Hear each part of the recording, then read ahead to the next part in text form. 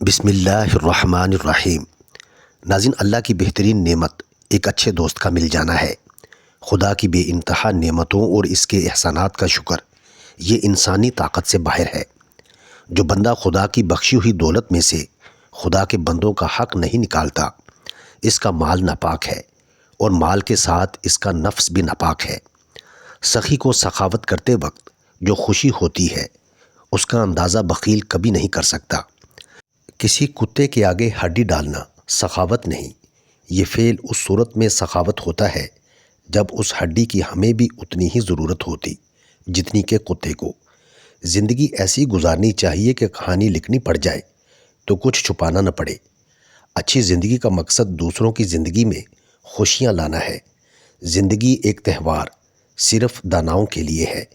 جو لوگ زندگی کو مقدس فریضہ سمجھ کر گزارتے ہیں وہ کبھی ناکام نہیں ہوتے۔ خود کو پہچانے بغیر زندگی بسر کرنا بے وقوفی اور جہالت ہے۔ حلال روزی کمانا انسان کی روحانی زندگی کی بنیاد ہے۔ اگر تم بوڑھے ہو گئے ہو تو انجیر، خربوزے کے بیج اور چھوٹی شہد رات کو کھا لیا کرو، جوان ہو جاؤ گے۔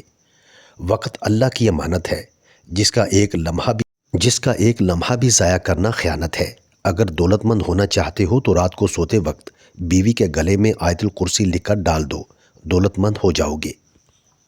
بیرونی آنکھوں سے انسان موجودات کو دیکھ سکتا ہے مگر بغیر تعلیم کی روشنی کے اس کی حقیقت کو نہیں جان سکتا۔